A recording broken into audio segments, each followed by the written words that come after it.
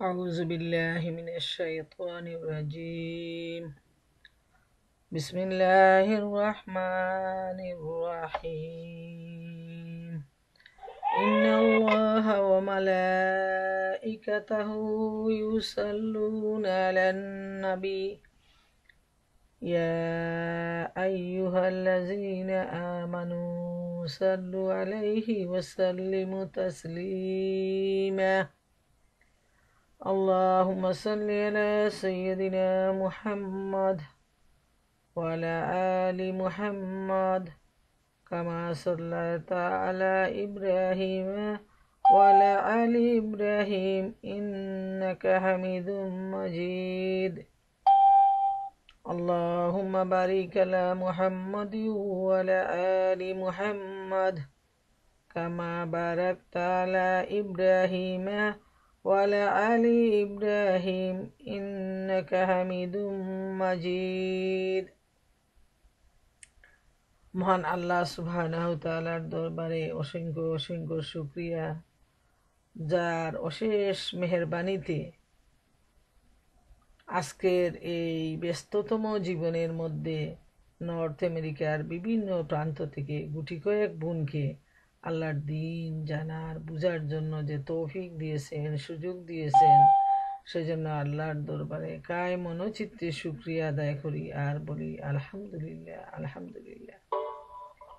লক্ষ কোটি সালাম ও দুরুদ পেশ করি মানবতার মুক্তির দূত মুহাম্মদুর রাসূলুল্লাহ সাল্লাল্লাহু আলাইহি ইসলামের শানে, যিনি আমাদেরকে পথ দেখিয়ে গিয়েছেন, যিনি আমাদের জন্য সুপারিশের দায়িত্ব নিয়েছেন।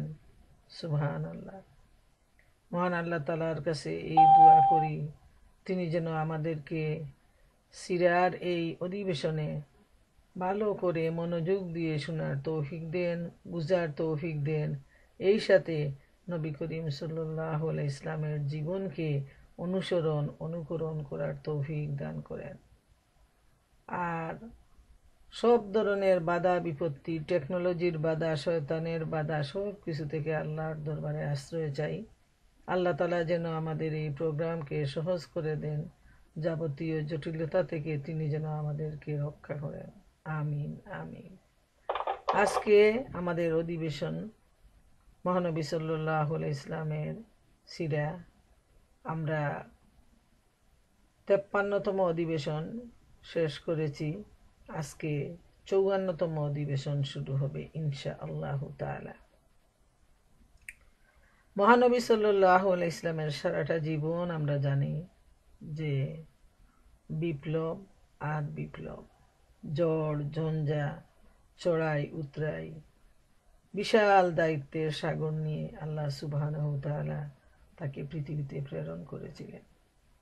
একটা দায়িত্ব শেষ হওয়ার সাথে সাথেই দেখা যায় ডান বাম থেকে আরো ঝড়ঝঞ্ঝা বয়ে আরো বিশাল সমস্যার পাহাড় সামনে চলে আসে। এর মূল কারণ শুধুমাত্র দ্বীনের দাওয়াত। শুধুমাত্র আল্লাহ রাসূল সাল্লাল্লাহু আলাইহি ইসলাম মানুষকে আল্লাহর পথে আহ্বান করেন, কুরআনের পথে আহ্বান করেন, জান্নাতের পথে আহ্বান করেন। এটাই ছিল তার অপরাধ, এবং এজন্য সারা জীবনভর তিনি অনেক অনেক নির্যাতন ঝড়ঝঞ্ঝা অতিক্রম করেন। আমরা দেখি আল্লাহ সুবহানাহু তাআলা গত সপ্তাহে শেষ হয়েছে আমাদের মক্কা বিজয়। এরপর আমরা দেখি কি ঘটে যাচ্ছে। যেহেতু নবী করিম সাল্লাল্লাহু আলাইহি ইসলামের জীবনে কোনো সময়ই নিশ্চিন্তে নির্বিঘ্নে বসার কোনো সুযোগ ছিল না, এবং এটা নবীদের কাজ নয়। নবীদেরকে পাঠানো হয়, রসুলদেরকে পাঠানো হয় বিশেষ দায়িত্ব দিয়ে। সেই দায়িত্ব যখন শেষ হয়ে যায়, তখন আল্লাহ সুবহানাহু তাআলা তাদেরকে দুনিয়া থেকে তার নিজের কাছে তুলে নিয়ে যান। মক্কা বিজয়ের পর রসুল করিম সাল্লাল্লাহু আলাইহি ইসলাম 8 হিজরি রমজানের 25 তারিখ খালেদ ইবনে ওলীদ রাদিয়াল্লাহু তাআলা আনহুর নেতৃত্বে একটি সারিয়া প্রেরণ করেন। যে আমরা মক্কা বিজয় পর্যন্ত আমরা আলোচনা করে আসছি, এবং মক্কা বিজয় শেষে তিনি মদিনায় ফিরে আসলেন, এবং 25 রমজান খালেদ ইবনে ওলীদের নেতৃত্বে একটা সারিয়া প্রেরণ করেন।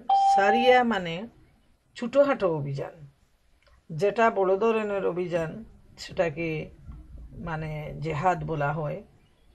আর সারিয়া হলো একজনের নেতৃত্বে কয়েকজন তার অধীনস্থ সৈন্যবাহিনী দিয়ে বিভিন্ন এলাকায় প্রেরণ করার নামটাই হলো সারিয়া।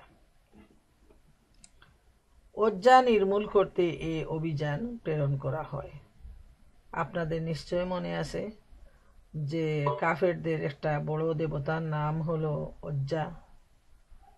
এখন কাজ হলো যে বিভিন্ন এলাকায় তারা যে সমস্ত মূর্তির পূজা আরাধনায় থাকতো সেই মূর্তিগুলিকে ভেঙ্গে ফেলা হলো নবী করিম সাল্লাল্লাহু আলাইহি ইসলামের আরেকটা অন্যতম দায়িত্ব।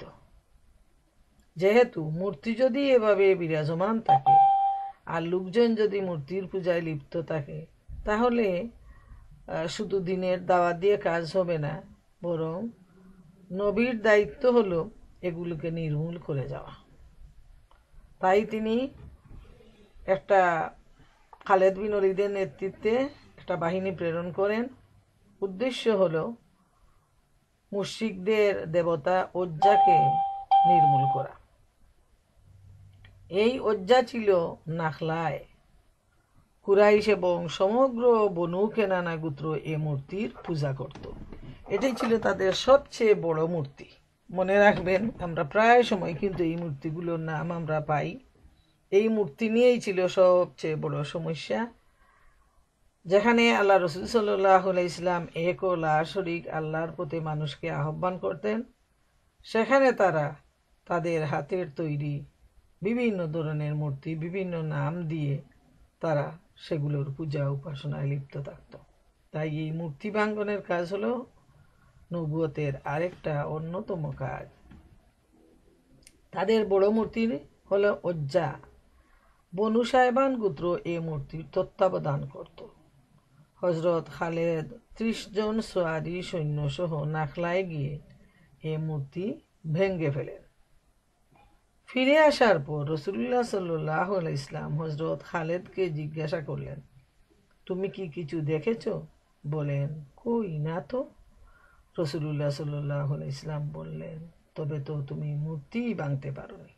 বোনেরা আমার লক্ষ্য রাখবেন, এখানে কিন্তু বিশেষ একটা জানার মতো বিষয় রয়েছে। সবগুলাই জানার বিষয়, তারপরও কোনো কোনো বিষয় আরো কৌতুক উদ্দীপক এবং যেটা আমাদের জানার বাইরে।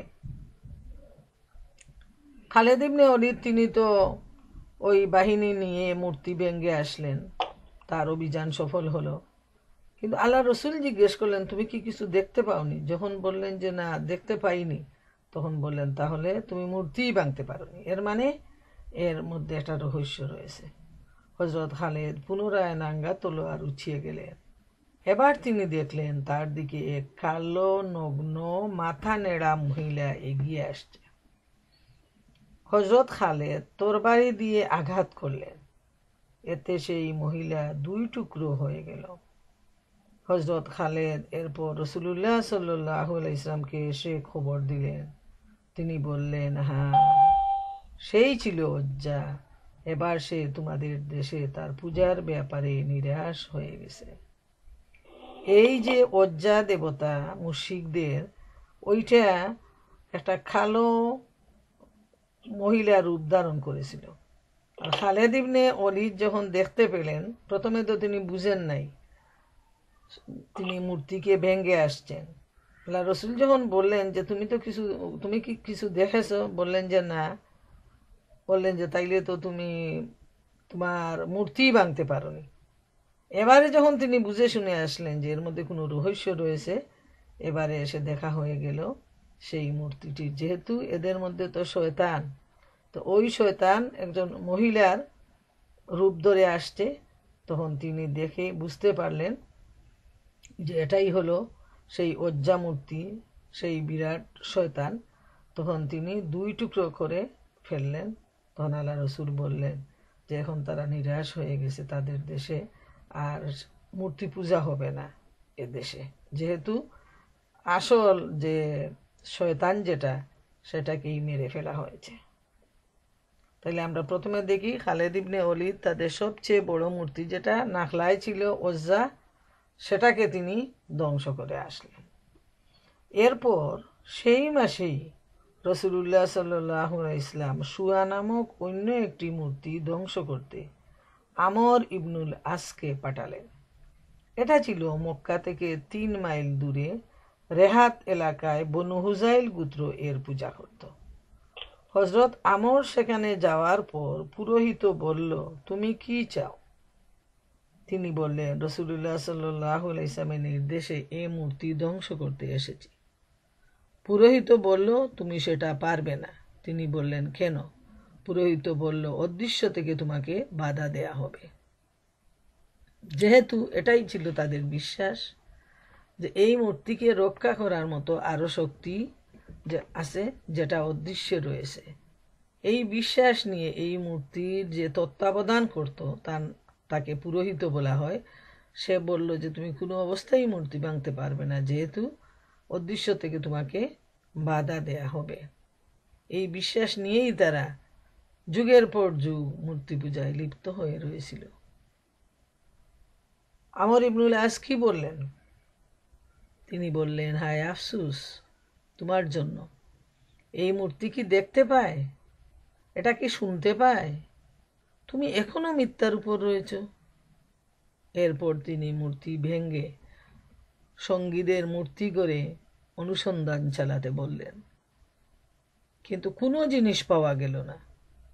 হযরত আমরের নির্দেশে মূর্তিগুলো ধ্বংস করে দেয়া হলো।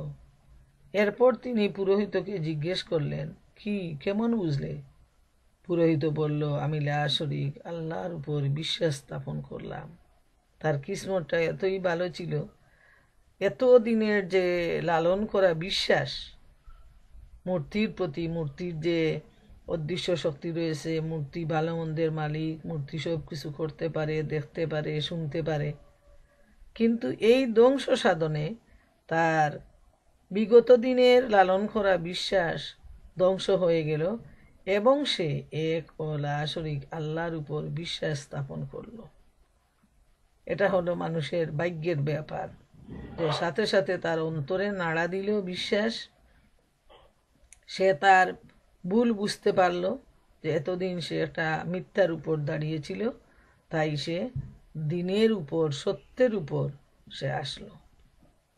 3 নাম্বার যে ঘটনাটা, প্রথমটা হলো মনে রাখবেন ওজ্জা, দ্বিতীয় হলো সুয়া, 3 নাম্বার হলো সে মাসেই হযরত সাদ ইবনে জায়েদ আশহালির নেতৃত্বে 20 জন সৈন্য প্রেরণ করা হলো।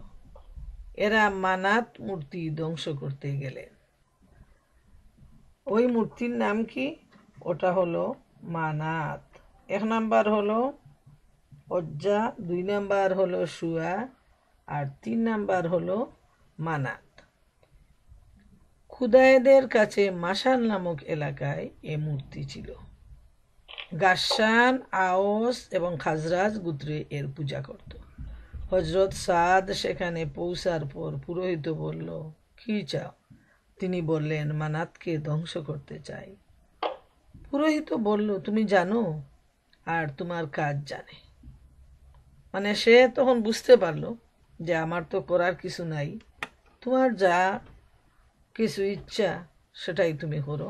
যেহেতু সে নিজেকে বাঁচিয়ে নেওয়ার চেষ্টা করলো যে আমি তো আর একা কিছু করতে পারবো না, এদের শক্তি সামর্থ্য রয়েছে, অতএব যা খুশি তারা তাই করো, সে নিশ্চুপ হয়ে গেল। পুরোহিত হযরত সাদ লক্ষ্য করলেন বিভৎস চেহারার কালো নেড়া মাথা এক মহিলা বেরিয়ে এসছে।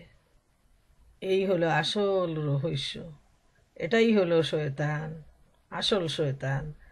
যে শয়তান তাদেরকে বিভ্রান্ত করে এই মানুষগুলোকে যুগের পর যুগ তার ইবাদত নিয়ে যাচ্ছে এক আল্লাহ ছাড়া। তারা এই শয়তানের পূজায় লিপ্ত, আর তাদের সামনে রয়েছে তাদের হাতের তৈরি মূর্তি, কিন্তু ভিতরে আসলে শয়তানই তাদেরকে প্রতারণা দিয়ে মূর্তি পূজায় লিপ্ত করিয়েছে। এখন এই মহিলা দেখেন সব ইয়েগুলো মূর্তিগুলো কিন্তু মহিলা রূপ ধরেই আসতেছে। সে বুক চাপলাতে চাপলাতে বলল, হায় হায়, হায় হায়। পুরোহিত বলল, মানাত, তোমার কিছু নাফরমানকে ধরো।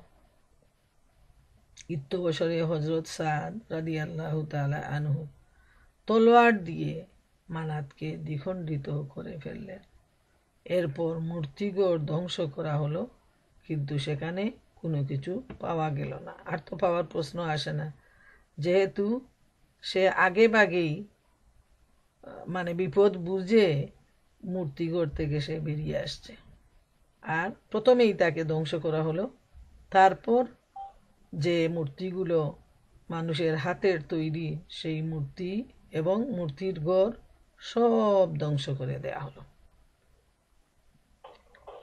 ওজ্জা ধ্বংস করে ফিরে আসার পর সে মাসেই রসুলুল্লাহ সাল্লাল্লাহু আলাইহি ওয়াসাল্লাম হযরত খালেদ রাদিয়াল্লাহু তাআলা আনহুকে বনু জাজিমার কাছে পাঠালেন। ইসলামের দাওয়াত নিয়ে তাকে পাঠানো হয়েছিল।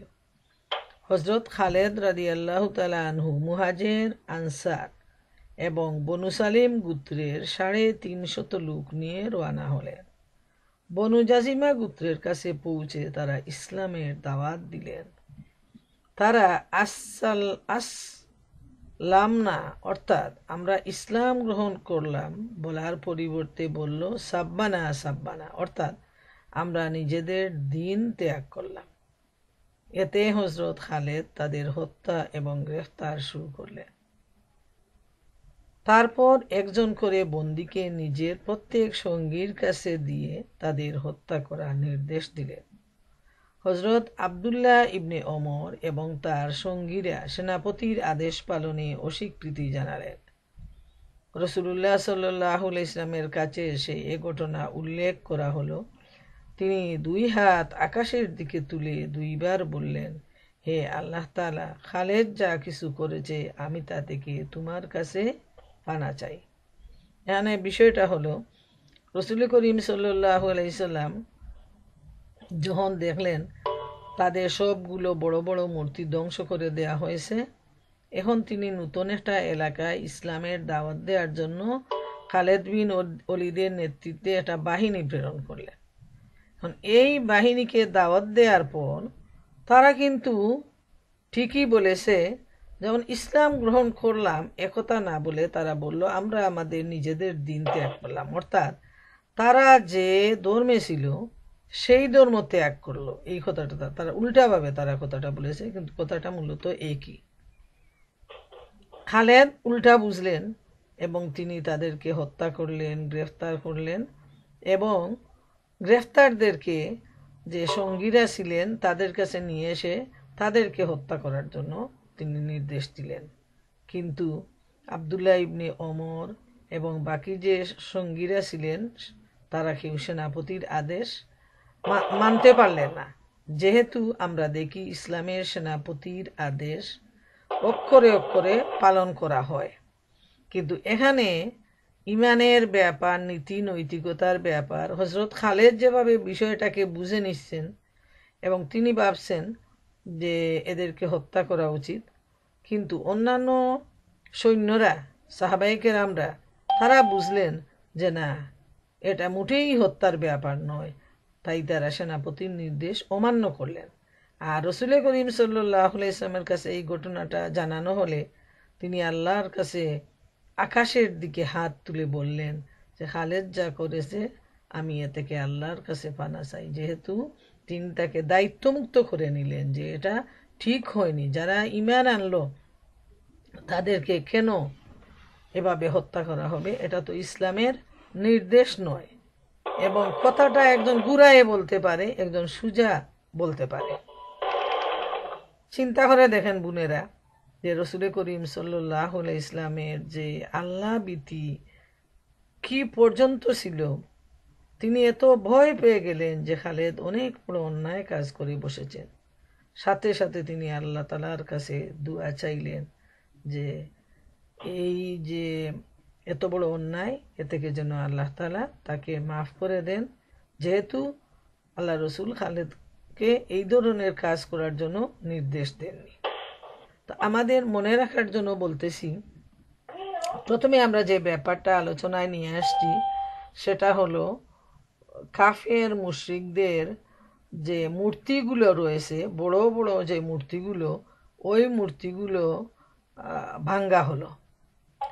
মূর্তি আমরা দেখি রসুল করিম সাল্লাল্লাহু আলাইহি সাল্লামকে আল্লাহ সুবহানাহু তাআলা পৃথিবীতে পাঠিয়েছেন মানুষের মনের ভিতরে এবং বাইরে যে মূর্তিগুলো তৈরি করা হয়েছে সেই অন্তরের মূর্তি, নফসের মূর্তি এবং হাতের তৈরি মূর্তিকে ধ্বংস করার জন্য। বোনেরা আমার, আমি এই আলোচনার ভিতরে বাধ্য হয়ে দুই একটা কথা বলতে চাচ্ছি। আজকে আমাদের দেশে দুর্গাপূজা নামে মসজিদের সামনে, একেবারে মসজিদের সম্মুখে মূর্তির যে তাদের যে পূজা মণ্ডপ তৈরি করা হয়েছে, আপনারা হয়তো অনেকেই ফেসবুকে দেখে থাকবেন। এবং এভাবে সারা দেশ জুড়ে মূর্তি পূজার নামে হিন্দু মুসলমান মিলে যেভাবে উৎসবের পায়তারা চলতেছে, যে সমস্ত মুসলমানরা মূর্তি করে গিয়ে তারা আনন্দ উৎসবে শরিক হন, এটা হলো তাদের সাথে পুরাপুরি অংশগ্রহণ করার শামিল। আমরা মুসলমান, আল্লাহ তাআলা আমাদের নবীকে পৃথিবীতে পাঠিয়েছেন মূর্তি ধ্বংস করার জন্য। এবং আমরা এই সিরা থেকে দেখি, নবীর জীবন থেকে আমরা দেখতে পাচ্ছি, নবী করিম সাল্লাল্লাহু আলাইহি সাল্লামের জীবনী থেকে আমরা দেখতে পাচ্ছি, যখন তিনি মক্কা বিজয় করলেন, প্রথম যে কাজটা তিনি হাতে নিলেন সেটা হলো মূর্তি ভাঙ্গার কাজ। খানায়ে কাবার ভিতরে এবং বাইরে যতগুলা মূর্তি ছিল সবগুলোকে প্রথমে নির্মূল করে দেয়া হয়। পরবর্তী পর্যায়ে মক্কা বিজয়ের পর যখন আল্লাহ রাসূল সাল্লাল্লাহু আলাইহি সাল্লাম অজ্জা, শুয়া এবং মানাত তাদের বড় বড় মূর্তিগুলোকে ভাঙ্গার জন্য যে বাহিনী প্রেরণ করেন, তারা মূর্তি ভাঙ্গার সাথে সাথে মূর্তি ঘরটাকেও ভেঙে দেন, যাতে মূর্তি পূজার নামে কোনো ধরনের শিরকি চলতে না পারে। তো এ প্রসঙ্গে বলে রাখা প্রয়োজন যে যারা না বুঝে এই ধরনের কাজ করেন, আল্লাহ তাআলা হয়তো তাদেরকে মাফ করে দিবেন এবং তাদের বুঝার প্রয়োজন রয়েছে। আর যারা বুঝে শুনে শুধু আনন্দ উল্লাসের জন্য, সরকারকে খুশি করার জন্য, আর যারা প্রভাব প্রতিপত্তি রয়েছে সেই সমস্ত মানুষকে খুশি করার জন্য যারা হিন্দুদের পূজা পার্বণ অনুষ্ঠানে একসাথে মিলেমিশে আনন্দ উল্লাস করে, এটা কিন্তু তাদেরকে 100% সাপোর্ট দেওয়ার শামিল। এটা কবিরা গুনাহের পর্যায়ভুক্ত। অতএব এ ব্যাপারে সাবধান থাকতে হবে যে নবী করিম সাল্লাল্লাহু আলাইহি সাল্লাম মূর্তির নাম নিশানা রাখতে যেখানে নিষেধ করেছেন, নিজের জীবনে সবগুলাকে তিনি মূর্তিঘর পর্যন্ত ভেঙে দিয়েছেন, সব ধরনের মূর্তি ভেঙে ফেলেছেন। ওই জায়গায় মুসলমানরা কিভাবে এই হাতের তৈরি মূর্তির সামনে গিয়ে হাত উঠায় মূর্তির সামনে তারা দুয়া চায়? নাউযুবিল্লাহ, এত বড় কুফরি, এত বড় শিরক। আল্লাহ তাআলা এই শিরক থেকে মুসলমানদেরকে সরিয়ে নিয়ে হেদায়েত দান করুন। এরপর আসছি হযরত খালেদের নির্দেশে বনু সালেম গোত্রের লোকেরা নিজেদের বন্দীদের হত্যা করেন। আনসার ও মুহাজিররা তাদের বন্দীদের হত্যা করেননি। এখানে একটা বিপাক ঘটে যাচ্ছে। মানুষ হিসাবে মানুষের ভুল হওয়ার সম্ভাবনা এবং মতৈক্য হওয়ার সম্ভাবনা সবসময়ই আমরা দেখি। কেউ মনে করেন যে ওইটা ভালো, কেউ মনে করেন যে অন্যটা ভালো। আল্লাহ তাআলা সবাইকে মাফ করবেন এই ধরনের কেসাস যখন হয়। তো রাসূল করিম সাল্লাল্লাহু আলাইহি ইসলাম এই ঘটনার পর হযরত আলী রাদিয়াল্লাহু তাআলা আনহুকে পাঠিয়ে নিহতদের ক্ষতিপূরণ ও তাদের অন্যান্য ক্ষয়ক্ষতি পূরণের ব্যবস্থা করেন। এ ঘটনায় হযরত খালেদ এবং হযরত আব্দুর রহমান ইবনে আওফ রাদিয়াল্লাহু তাআলা আনহুর মধ্যে তীব্র কথা কাটাকাটি হয়েছিল। যেহেতু একজন খালেদ চাইছেন বন্দী হত্যা করতে, আর আব্দুর রহমান ইবনে আওফ তার বিরোধিতা করেছেন, যার ফলে দুইজনের মধ্যে খুব কথা কাটাকাটি শুরু হয়। এ খবর শোনার পর রাসূলুল্লাহ সাল্লাল্লাহু আলাইহি ওয়াসাল্লাম বললেন, থামো খালেদ, আমার সাথীদের কিছু বলা থেকে বিরত হও। আল্লাহর শপথ, যদি উহুদ পাহাড় সোনা হয়ে যায় এবং তার সবটুকু তুমি আল্লাহর পথে ব্যয় করো, তবু আমার সাথীদের মধ্যে কারো এক সকাল বা এক বিকেলের এবাদতের সমমর্যাদায় তুমি পৌঁছাতে পারবে না। সুবহানাল্লাহ। লক্ষ্য করুন বোনেরা, যারা প্রাথমিক অবস্থায় ঈমান গ্রহণ করে আল্লাহ রাসূল সাল্লাল্লাহু আলাইহি ইসলামের সাহাবী হওয়ার সৌভাগ্য অর্জন করেছেন। খালেদ ইবনে ওলীদ কিন্তু উহুদের যুদ্ধের পরে তিনি মুসলমান হয়েছেন। তো যারা পরবর্তী এবং যারা পূর্ববর্তী তাদের মধ্যে পার্থক্য যদি দেখেন, এই একটা কথায় আল্লাহ রসুলের বুঝে নিবেন যে তিনি এত দুঃখিত হয়েছেন যে যখন তিনি তর্ক করেছেন আব্দুর রহমান সাথে, সাহাবী হজরত আব্দুর রহমানের সাথে, তখন তিনি এত মর্মবিদারক কথা বললেন যে উহুদ পাহাড় যদি সোনা হয়ে যায় আর তুমি সবটুকু আল্লাহর রাস্তায় ব্যয় করো, তবু আমার সাথীদের মধ্যে এক সকাল বা এক বিকালের ইবাদতের সমমর্যাদাতেও পৌঁছাতে পারবে না। সুবহানাল্লাহ, সুবহানাল্লাহ। যেহেতু বদরি সাহাবী, উহুদের সাহাবী এবং যারা প্রথম অবস্থায় ইসলাম গ্রহণ করে নিজেদের বাড়ি ঘর সহায় সম্পত্তি ভাই বোন ছেলে মেয়ে ফেলে শুধু আল্লাহ এবং আল্লাহ রসুলের জন্য হিজরত করেছেন, তারপর নিজের জীবন দিয়ে জেহাদ করেছেন, এদের মর্যাদা আর কারো সাথে তুলনা করার প্রশ্নই আসে না। এই একটা হাদিস থেকেই আমরা বিষয়টাকে বুঝে নিলাম যে তাদের মর্যাদা আল্লাহ এবং আল্লাহ রসুলের কাছে কত বেশি, কতটুকু মর্মবেদনায় আল্লাহ রসুল সাল্লাল্লাহু আলাইহি ইসলাম এ কথাটা বলেছেন। মক্কা বিজয়ের যুদ্ধই ছিল প্রকৃত মীমাংসাকারী যুদ্ধ এবং মক্কা বিজয়ই ছিল প্রকৃত বিজয়, যা মুশরিকদের শক্তিমত্তা ও অহংকারকে চূর্ণ বিচূর্ণ করে দিয়েছিল। এটা সহজেই অনুমেয় যে মুশরিকরা এই মক্কা নিয়েই তাদের সমস্ত গর্ব ছিল এবং তারা, আমরা দেখি যে হুদাইবিয়ার সন্ধির সময় এত রিকোয়েস্ট করার পরও নবী করিম সাল্লাল্লাহু আলাইহি ইসলাম এবং তার সাথীদেরকে তারা একেবারে মক্কা নিকটবর্তী হওয়া এই অবস্থায় তারা বিদায় করে দিল, ওমরা করতে দিল না। এত বেশি অহংকার আর দাম্ভিকতা ছিল। কিন্তু যখন মক্কা বিজয় হয়ে গেল তখন তাদের শক্তি অহংকার সব চূর্ণ বিচূর্ণ হয়ে গেল মুশরিকদের। আল্লাহর গড় খানায়ে কাবা পৃথিবীর মধ্যে সবচেয়ে মর্যাদা সম্পন্ন গড় হলো মক্কার এই গড়, অথচ এই মুশরিকরা তারা উলঙ্গ হয়ে তওয়াফ করত এই পবিত্র গড়ে। এই পবিত্র ঘরে আর ঘরের বাইরে তারা 360টি মূর্তি স্থাপন করেছিল। তারপর তাদের ইচ্ছা মতো তারা আল্লাহ রসুল সাল্লাল্লাহু আলাইহি ইসলাম এবং যারা তার অনুসারী সাহাবী ইসলাম গ্রহণের জন্য তারা কিভাবে তাদের উপর নির্যাতন চালিয়েছে। তাদের নির্যাতনের দরুন শেষ পর্যন্ত আল্লাহ রসুল সাল্লাল্লাহু আলাইহি ইসলাম এবং সাহাবায়ে কেরামরা মক্কা ছেড়ে, জন্মভূমি ছেড়ে, ব্যবসা বাণিজ্য চাকুরি সহায় সম্পদ আত্মীয় স্বজন সব ছেড়ে মদিনায় হিজরত করতে বাধ্য হয়েছিলেন। এই বিস্তারিত ঘটনা আমরা পূর্বে আলোচনা করে আসছি। এখন আল্লাহ রাব্বুল আলামিনের দয়া আর মেহেরবানিতে যখন নবী করিম সাল্লাল্লাহু আলাইহি ইসলাম 10,000 সাহাবী নিয়ে মক্কা বিজয় করলেন, তখন তাদের অহংকার চূর্ণ বিচূর্ণ হয়ে গেল।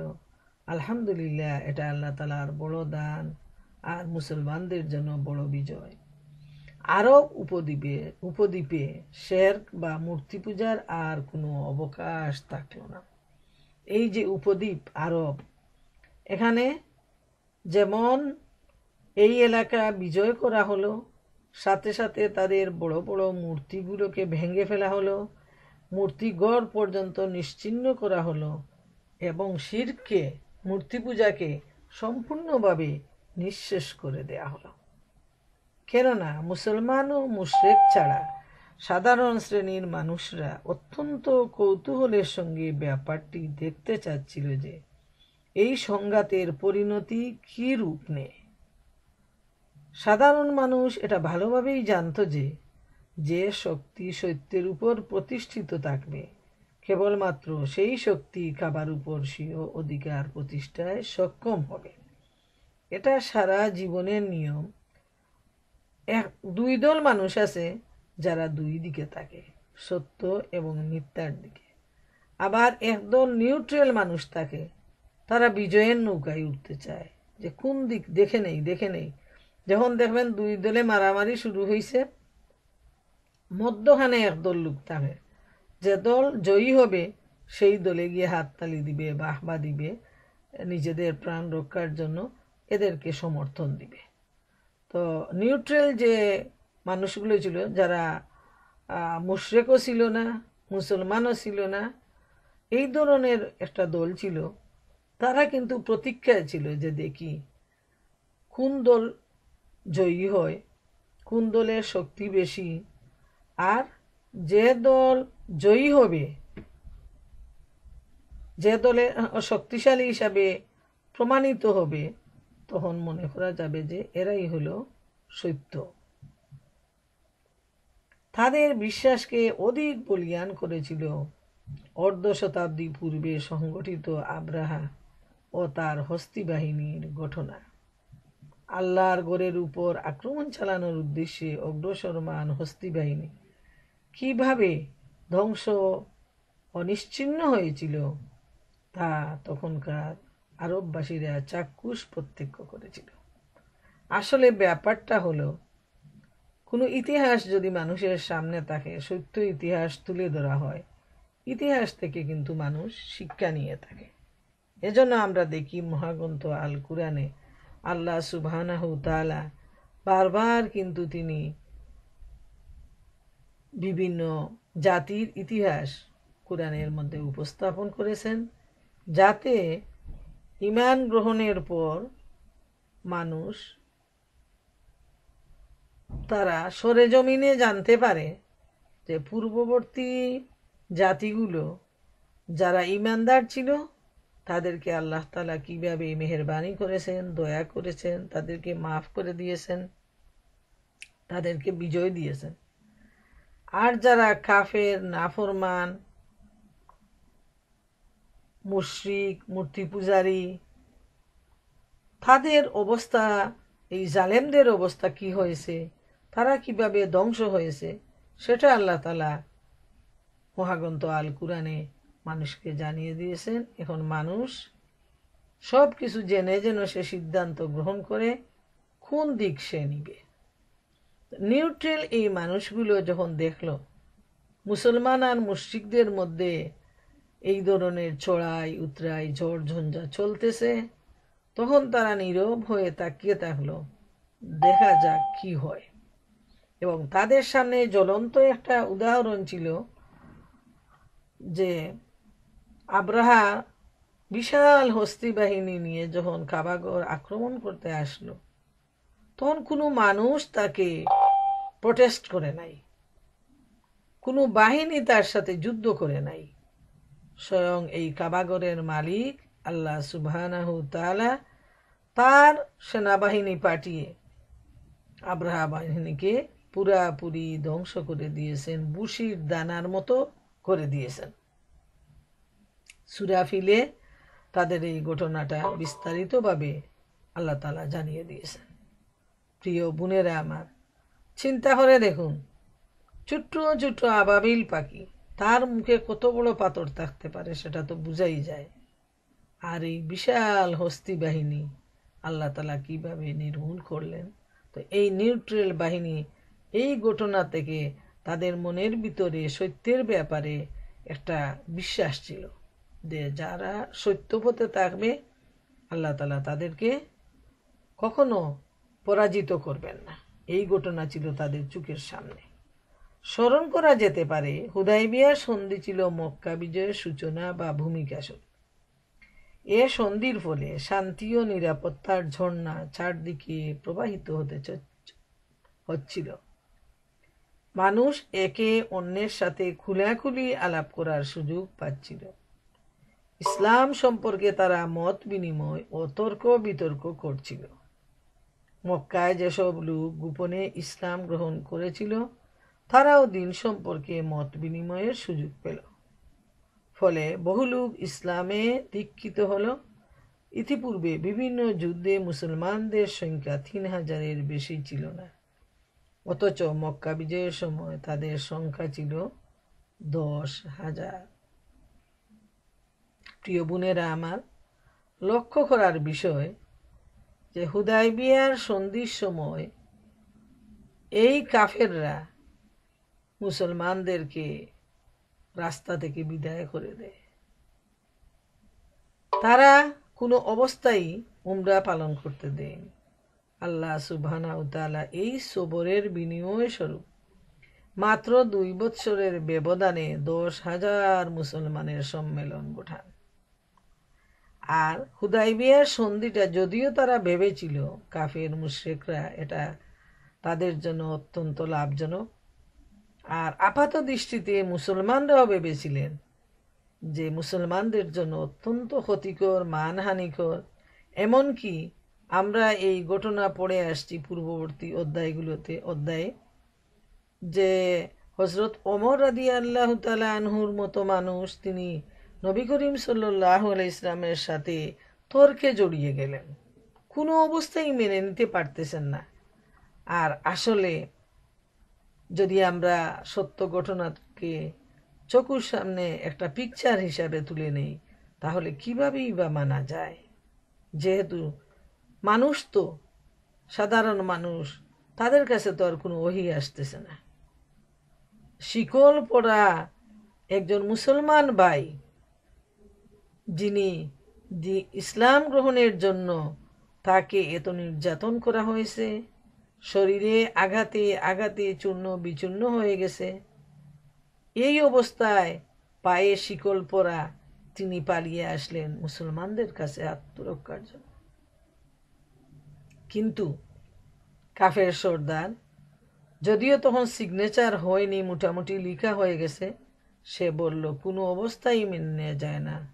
যেহেতু সন্ধি হয়ে গেছে যে মুসলমান কেউ যদি ঈমান গ্রহণ করে মুসলমানদের কাছে আসে, তাকে ফিরিয়ে দিতে হবে, অতএব তাকে ফিরিয়ে দাও।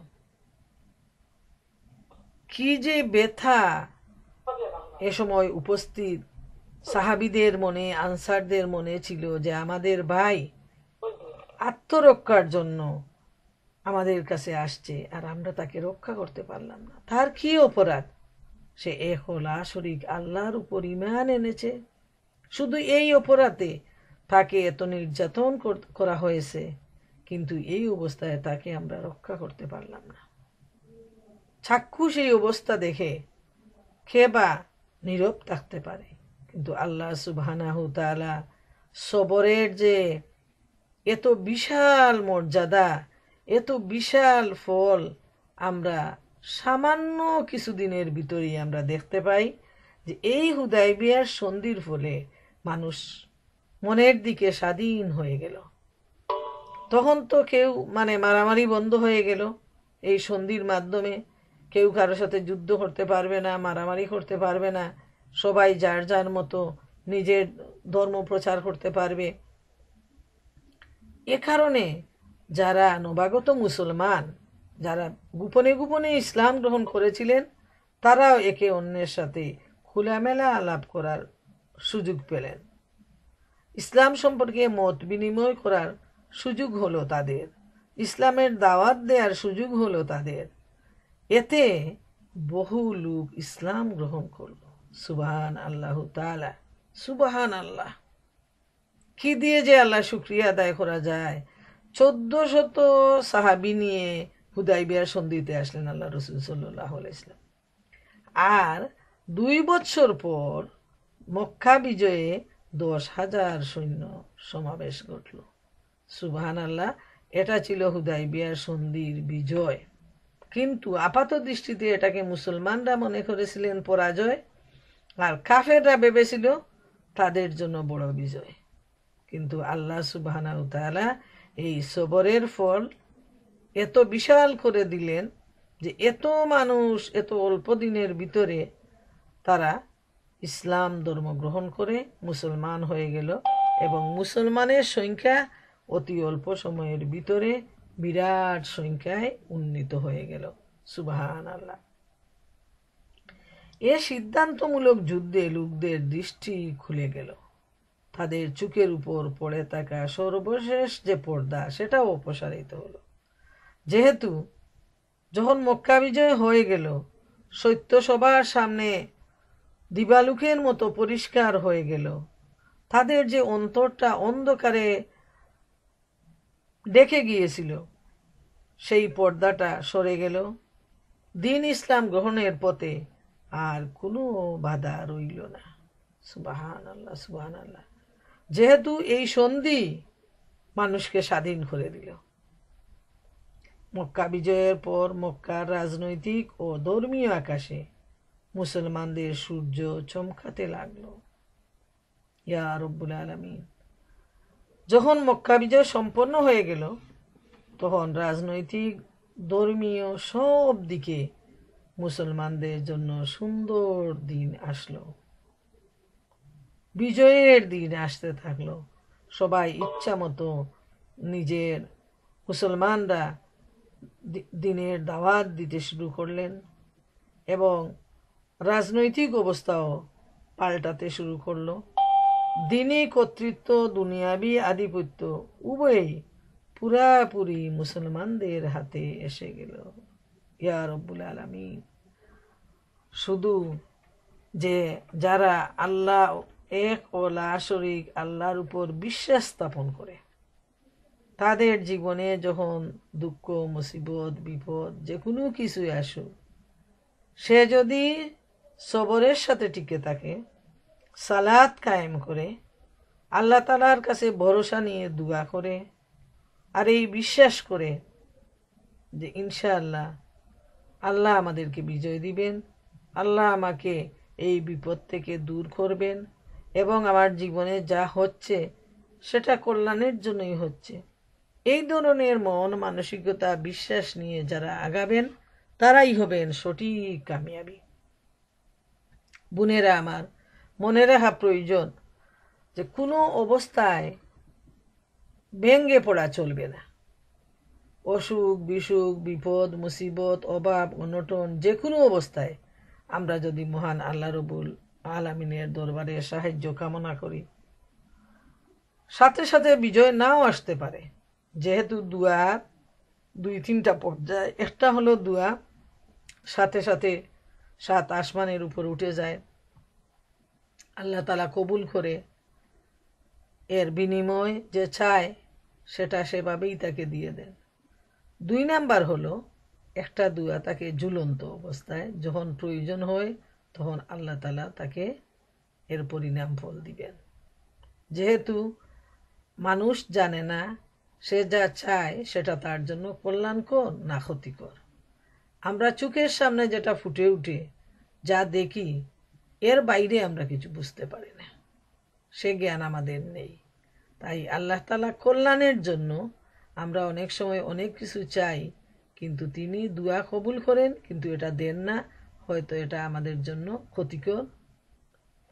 3 নাম্বার হলো দোয়া কবুল হয় এবং একটা দোয়া পরকালের সাফল্যের জন্য আল্লাহ সুবহানাহু ওয়া তাআলা জমা রেখে দেন। সুবহানাল্লাহ।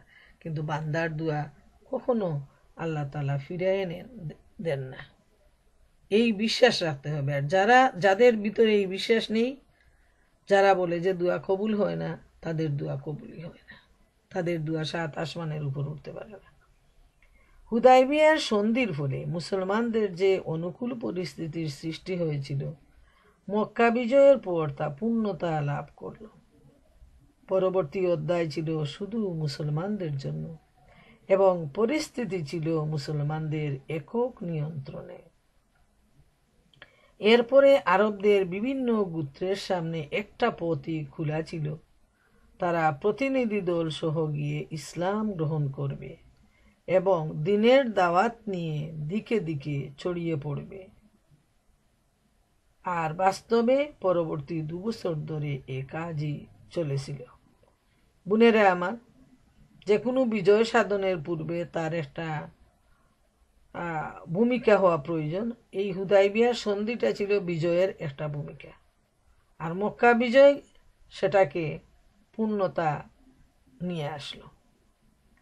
এইভাবে যখন সব কিছু মুসলমানদের নিয়ন্ত্রণে চলে আসলো, পরিস্থিতি স্বাভাবিক হয়ে গেল, তখন আল্লাহ রসুল সাল্লাল্লাহু আলাইহি ইসলাম তিনি তো এই পৃথিবীতে বসে থাকার জন্য আসেন নাই। আল্লাহ তাআলা তাকে এখানে দায়িত্ব দিয়ে পাঠিয়েছেন। তাই নবী করিম সাল্লাল্লাহু আলাইহি ইসলামের সে সুযোগ নাই। তিনি কি করলেন? আরবের বিভিন্ন গোত্রের কাছে প্রতিনিধি দল প্রেরণ করলেন। তারা দিনের দাওয়াত তারা দিকে দিকে ছড়িয়ে দিলেন, আর এভাবেই চলতে থাকলো দাওয়াতি দিনের সিলসিলা।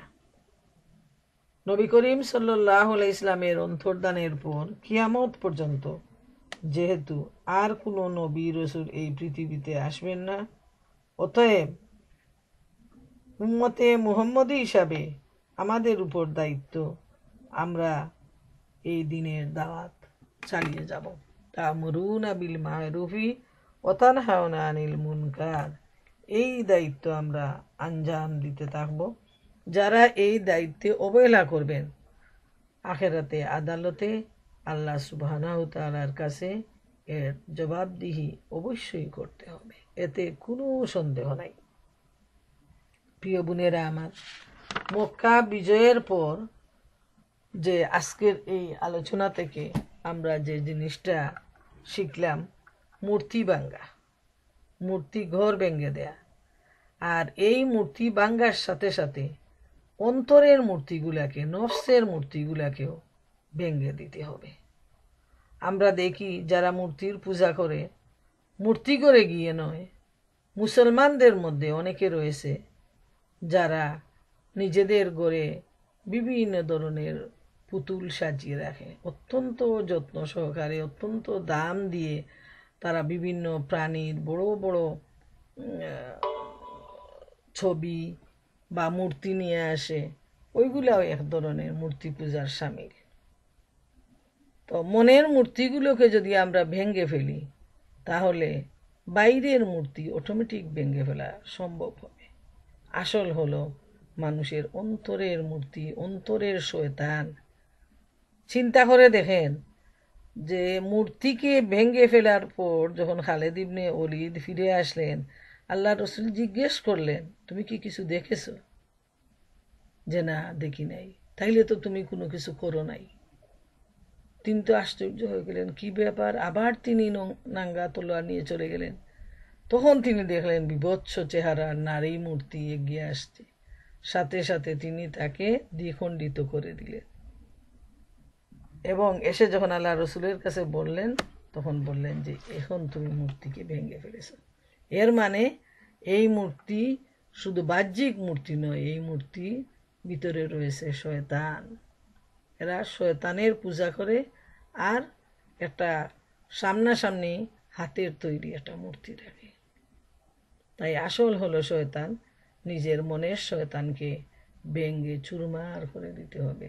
তাহলেই আমরা আমাদের ইমানের মজবুতি সাধন করতে পারব। সব সময় এই খেয়াল রাখতে হবে।